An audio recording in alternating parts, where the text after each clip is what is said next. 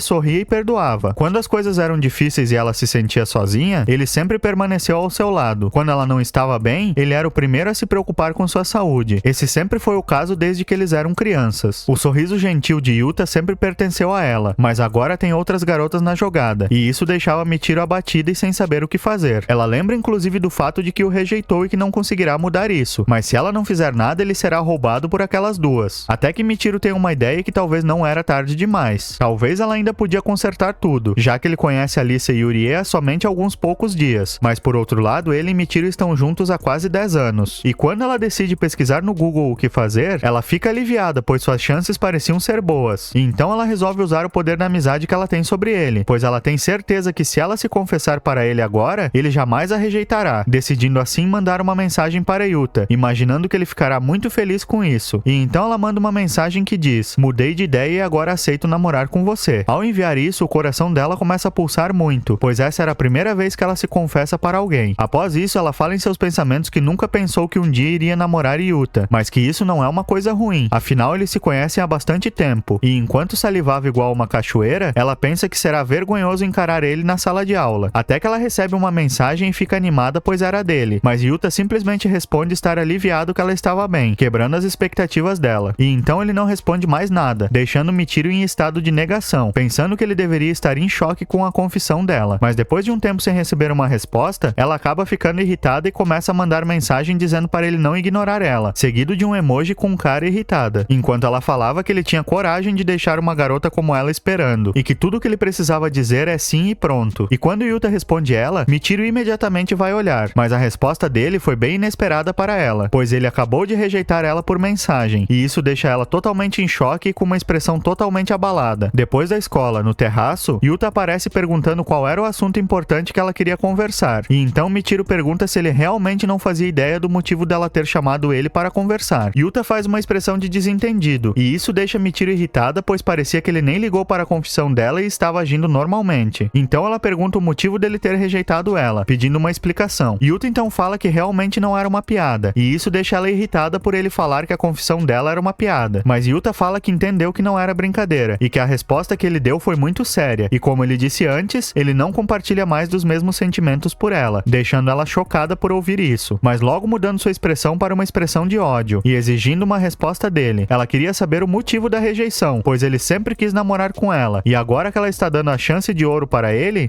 deveria estar feliz por ter o que sempre quis. Yuta fala que isso até deixava ele feliz, mas ele não podia aceitar, e então pergunta qual era o motivo dela para ter mudado de opinião do nada, já que foi ela quem o rejeitou primeiro. Michiru responde que mudou de opinião porque as circunstâncias mudaram, e que de todos os modos ela é a única com quem ele tem que se preocupar. E enquanto ela fazia uma expressão de raiva, Yuta estava tranquilo consigo mesmo, e assim responde que foi exatamente o que ele fez, deixando ela apreensiva. Yuta fala que ela costumava ser a única pessoa com quem ele se importava, e também sua única motivação para tudo. Mesmo sendo uma coisa platônica, para Yuta, seu mundo inteiro girava em torno dela. Essas palavras deixam Michiru surpresa, e quando ela ia falar algo, Yuta interrompe falando que após ela ter o rejeitado, ele finalmente percebeu que sua visão de mundo era muito limitada, e que enquanto ele só olhava para Michiru, tinha muitas outras pessoas que amavam seu trabalho, e que graças a essas pessoas ele conseguiu se recuperar e se reerguer encontrando uma nova motivação, e que se não fosse pela rejeição de Michiru, talvez ele nunca teria descoberto todas essas pessoas maravilhosas, e que é exatamente por isso que ele quer manter seu foco nessas pessoas. E então ele se curva, novamente pedindo desculpas, mas que não pode namorar com ela, e que essa era a sua razão. Mas quando Yuta estava saindo, Michiru agarra sua mão e começa a dizer que ele só deve estar com raiva porque ela foi muito severa com ele, e que ela irá pedir desculpas quantas vezes forem necessárias, pedindo para ele pensar melhor sobre sua decisão. Mas Yuta permanecia calmo, falando que não guarda nenhum rancor dela, pois sua rejeição nem o incomoda mais, e que a sua decisão não irá mudar, fazendo ela cair ajoelhada no chão ainda segurando sua mão. Ela se perguntava por que ele parecia tão calmo, e por que ele não escutava mais ela como antes. Ele não esteve sempre ao seu lado? Então por que agora ele parecia estar se afastando? Após esses pensamentos, Michiru grita que ele é um idiota, e que ele sempre foi dela, e ela é a única coisa que ele tem que se preocupar. Enquanto Michiru fazia sua cena, Yuta finalmente mostra sua raiva, gritando com ela e mandando ela parar com isso, pois ele não era propriedade dela, afastando a mão dela para longe dele. Isso deixa Michiru desesperada, pois essa foi a primeira vez em toda a sua vida que Yuta levantou a voz para ela, e assim ela imediatamente pede desculpa para ele enquanto chorava e pedia para ele não odiá-la. Yuta responde que não odeia ela, mas que também não a ama, e sendo assim não pode namorar com ela, e dessa forma saindo do local e se desculpando por ter gritado. Michiru fica totalmente sem reação após ouvir todas aquelas palavras dele, e enquanto Yuta saía, ela enxergava a sombra de Alisa e Yurie juntas dele de mãos dadas. Então ela implora para ele não deixar ela, pois tudo que ele disse sobre o mundo dele girar em torno dela, ela sentiu o mesmo sobre ele. Yuta e Digimas foram o suporte dela nos tempos mais difíceis. Ela não não sabia como as coisas ficaram desse jeito. Tudo que Michiru queria era poder voltar no tempo, para o dia da confissão dele naquela sala de aula, mas era tarde demais para isso, e que após todas as coisas cruéis que ela disse para ele, a única coisa que restava para ela era chorar por sua própria estupidez. E é com essa sensação de justiça feita que esse capítulo termina. Como sempre, se quiserem continuação, comentem bastante. Quero que vocês comentem também com qual garota que vocês querem que Yuta fique no final. Já deixo claro aqui que a minha preferida é a Alissa. Dito isso, nos vemos no próximo vídeo.